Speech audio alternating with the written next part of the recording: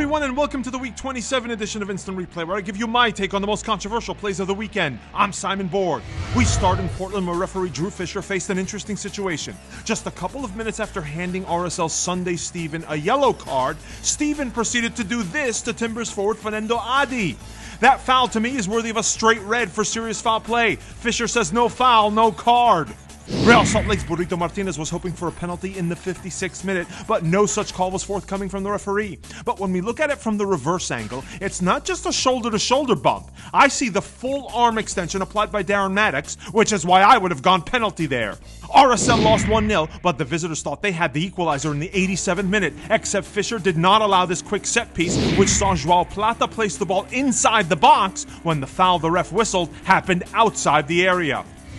Next up, the wild 3-3 draw between Sporting KC and Houston, and I thought Houston should have had a penalty in the 10th minute when defender Nuno Coelho goes for the tackle, and although he touches the ball, I felt he fouled Dynamo forward Mauro Manotas in the process. Referee Alan Kelly called it clean, play on. On the other end, Sporting KC had a couple of penalty claims of their own, starting in the 37th minute. In my opinion, Jalil Anibaba's right leg clips Dom Dwyer, but Kelly doesn't call it. Then, in the 81st minute, Kaner Brown looks to me like he drives his shoulder into the back of Benny Feilhaber inside the box. That's not shoulder-to-shoulder for me, but the referee does not point to the spot. Houston were chasing the equalizer with 3 minutes left when they thought there was a handball in KC's box, and I thought the same. In my eyes, Sonny Mustavar made sure that his right arm was extended to deflect the shot destined on goal. A corner is awarded instead. That being said, Houston were lucky to get into halftime with 11 players after a rough challenge by Colin Warner on Jacob Peterson in the 40th minute. The foul is called, but no cards are shown.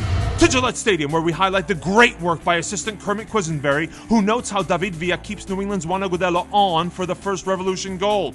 Check out the freeze frame. That's a much tougher call than it seems. Speaking of Villa, he gets away with this gratuitous kick from behind on Agudelo, but no card was shown by referee Juan Guzman to the NYCFC captain. Guzman would show one red in the game, and it came in the 86th minute to NYCFC midfielder Federico Bravo, but personally I don't see it. I think Bravo plays the ball, not the man, and he also pulls his leg back for good measure. I don't think it's even a yellow on Bravo, but I'd argue it's probably a second yellow for the Revolution's Gershon Kofi, who comes in late on the play. Another player that was spared a yellow, in my opinion, was Steven Mendoza for what I thought was simulation in the 7th minute. He gets a shrug of the shoulders from the ref, but no card. The Revs would win 3-1, and they were already up by that exact scoreline when Lee Win takes a tumble in the NYCFC penalty area in the 79th minute.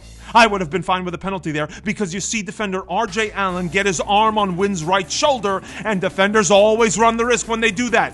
Guzman was in great position and didn't call it. Off to Columbus, where Crew SC dropped more points at home, losing 3-1 to Vancouver, and they also lost a man in the process as Tony Chani received a straight red card in the 86th minute for kicking out at Vancouver's Eric Hurtado. I'm with referee Fotis Bazakos there, but you'll have to watch the slow-mo to see it well. The scoreline was pretty much decided by then, but in the 42nd minute, it was still 1-1 when Ola Kamara's blast hit the back of the net after the whistle. Although I was with assistant Gianni Facchini that this is offside, Tyler Fisher writes us on Twitter to tell us that he felt Kamara was not offside in the play, and our friend at Soccer Photogrammetry, who can parse a freeze frame, agrees that Kamara was on by the slightest of margins. Moments later, we caught this suspicious flick of the hand by Vancouver defender Kendall Waston into the face of Crew SC's Ethan Finlay, which forced the stoppage in play. What's suspicious about it to me is just how high Waston's arm is, but the referee ruled it incidental. Next up, Philadelphia, where the Union and the Impact finished all tied 1-1, but there was some controversy around the Union goal by Tranquilo Barnetta. You see, just seconds before, Ignacio Piatti wanted a foul, and it sure seemed to me from a distance like defender Joshua Yarrow hauls him down from the shoulder, but referee Armando Villarreal doesn't call it, and the play finishes with a Barnetta goal. Both sides also had penalties they wanted to see called. We start with the Union. Will Taylor on Twitter flagged this instance in the 28th minute as Marco Donadel looks to push down CJ Sapong in the box. And then in the 58th minute, it was Donadel again shoving Fabian Herbers from behind. But the referee says play on.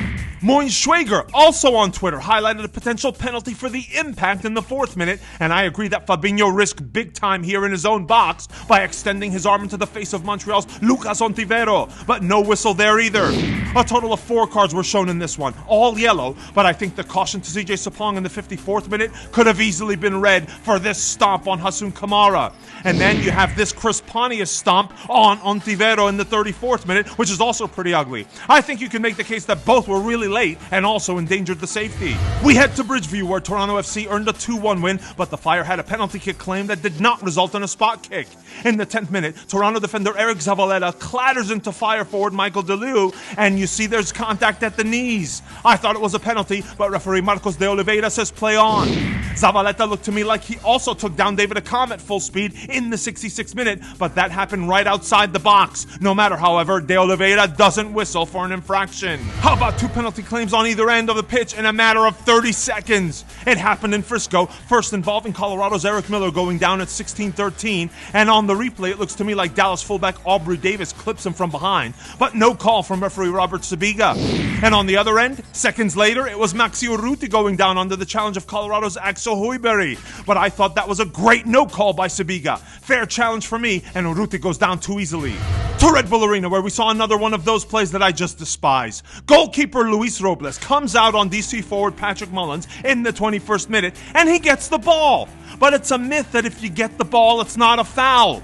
Robles goes through Mullins to do it, and recklessly at that. That's a foul to me and a penalty, but referee Jaime Marufo says no infraction, play on. A bit later, DC United's bench was incensed there was no foul called in the lead-up to the opening Red Bulls goal by Gonzalo Veron. But I don't see any foul committed by Chris Duval on Patrick Miarco. I think the DC player goes down too easily. To Avaya Stadium, where Stahl Jeffman hit us up on Twitter that he spotted 4 handballs committed in the Seattle box in the first half alone. But we only saw 3, and none of them were penalty kicks for me or for referee Baldomero Toledo. This 6-minute instance involves a foul by Chris Wondolowski, who pushes Tyrone Mears before any handball is committed. In the 14th minute, no way does the ball go off Christian Roldan's arm. And in the 39th minute, there's no way Chad Marshall has any time to react, and he's also not making himself big. I also thought that Toledo nailed it by not calling a Seattle penalty in the 67th minute. From a distance, it looks to me like it's a fair challenge by both Marvel Wynn and Andreas Ivanschitz. But seconds before they get together in the box, I thought that Andres Imperiales should have seen a straight red for his cleats-up entry on Jordan Morris. Toledo rules it a fair challenge as well. And we have a simulation alert in the 84th minute. That's a great eye by Toledo, who spots a ball. Problem for Quintero, there was no contact, and it's a yellow for the Panamanian winger. And we end in LA, where we witnessed the great call by assistant Matthew Nelson on Orlando's opener in the 20th minute. Luke Bowden was in fact even with Jelle Van Damme, and Soccer Photogrammetry agrees.